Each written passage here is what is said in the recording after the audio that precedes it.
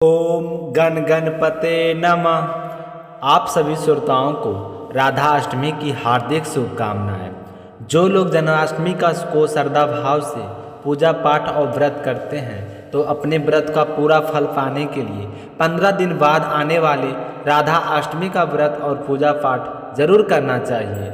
राधा और श्री कृष्ण का प्रेम अमर है। राधा ने श्री कृष्ण से ही और श्री कृष्ण ने राधा से निस्वार्थ और आत्मिक प्रेम की थी। इसी प्रेम के कारण ही आज श्री कृष्ण के नाम के आगे राधा लगता है। राधे कृष्ण पुरानी कथाओं के अनुसार राधा श्री कृष्णा से 5 बरस बड़ी थी। राधा ने श्री कृष्ण को पहली बार जब देखे थे जब उनकी माँ जसोदा ने उन्हें ओखल से बांध दिए थे। उन्हें देखकर राधा बेसुध सी हो गई थी और उनके प्रेम में पड़ गई थी। उन्हें लगा था कि यह किसी पूर्व जन्म का रिश्ता है।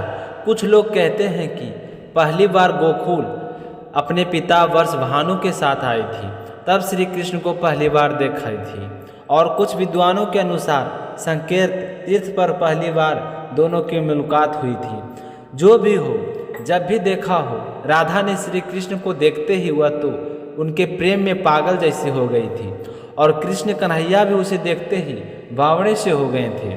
दोनों में प्रेम हो गया था। एक कथा के अनुसार एक बार नंद बाबा श्री कृष्ण को लेकर कहीं घूमने के लिए निकले थे तो उसी दौरान राधा और उसके पिता भी उन्हीं रास्ते पर मिल गए। तो दोनों का पहली बार मिलन हुआ था। उस दौरान दोनों की उम्र बहुत छोटी थी। उस स्थान को सांकेतिक तीर्थ स्थान भी कहते हैं। संकेत का स्वार्थ और पूर्व निर्दिष्ट मिलने का स्थान मान्यता है कि ऐसे पिछले जन्म में ही दोनों ने तय कर लिया था कि हमें इसी स्थान पर मिलना है। कहते हैं कि यहीं पर गर्ग संहिता के अनुसार एक जंगल में स्वयं पिता में ब्रह्मा महेश जी ने राधा और श्री कृष्ण के गंधर्व विवाह करवाए थे।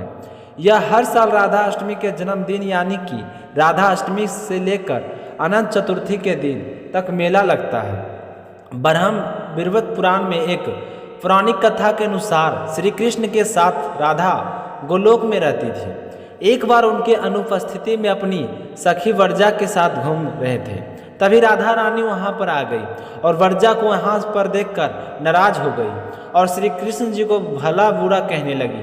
तो यह देखकर श्री दामन को गुस्सा आ गया। श्री दामन श्री कृष्ण भगवान के सेवक और मित्र थे।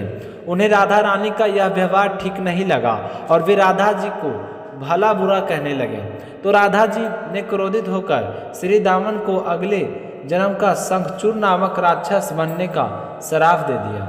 इसी श्राप के चलते श्री दामन ने गुस्से में आकर राधा रानी को श्राप दिया कि तुम भी पृथ्वी लोक पर मनुष्य रूप में जन्म लेकर वहां पर रहोगे और श्री कृष्ण से तुम्हारा बच्चू होगा। जब राधा रानी को श्राप मिला तब श्री कृष्ण भगवान ने कहा थे कि तुम्हारा मनुष्य रूप में जन्म तो होगा लेकिन तुम सदैव मेरे पास रहोगी। यही कारण है कि राधा और श्री कृष्ण का बचपन में ही बीचो हो गया था। राधा जब भी श्री कृष्ण भगवान की मुरली सुनती तो वह बावरी होकर नाचने लगती और उससे मिलने के लिए गांव से बाहर निकल जाती। जब गांव में श्री कृष्ण और राधा के प्रेम की चर्चा चलने लगी तो राधा के समाज के लोगों ने उनका घर से बाहर निकलना बंद करवा दिया। फिर एक दिन श्री कृष्ण ने माता जसोदा से कहें कि माता, मैं राधा से विवाह करना चाहता हूँ। तो यह सुनकर जसोदा मैया ने कहे कि राधा तुम्हारे लिए ठीक नहीं है। पहला तो वह कि वह तुमसे 5 साल बड़ी है और दूसरा यह है कि उसकी मंगनी किसी और से हो चुकी है। वह कंस की सेना में है जो अभी युद्ध लड़ने गया हुआ है। जब वह आएगा तब उसका विवाह राधा से होगा, इसलिए तुम्हारा विवाह उससे नहीं हो सकता। जब श्री कृष्ण ने जिद किए तो जसोदा ने नंद से कहें कि कृष्ण ने नंद की बात भी नहीं मानी।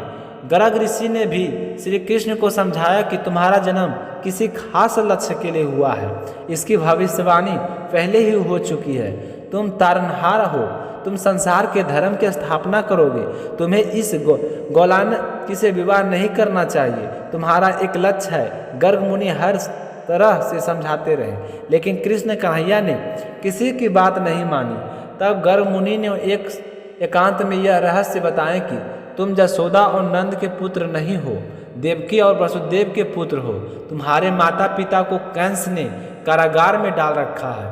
यह सुनकर श्री कृष्ण के जीवन की दशा बदल जाती है और राधा के परिवार को जब यह बात पता चली कि जब कृष्ण कन्हैया मुरली बजाते हैं तो उसके प्रेम में नाचती हुई राधा उनके पास पहुंच जाती है, तो उन्हें राधा के घर में ही कैद कर लिया।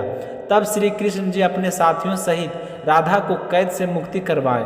फिर उद्धव और बलराम सहित अन्य सखियों के साथ रात भर नृत्य किया था।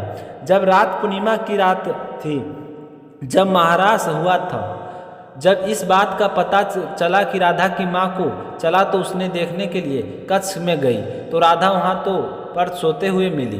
तो यह देखकर उसकी माँ को बड़ी हैरानी हुई।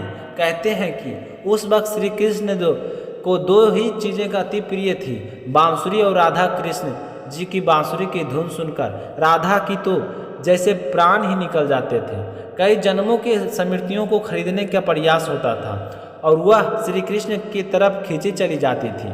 भगवान कृष्ण के पास एक मुरली थी जिन्हें उन्होंने राधा को छोड़कर मथुरा जाने से पहले दे दी थी। राधा ने इस मुरली को बहुत ही संभाल कर रखा था।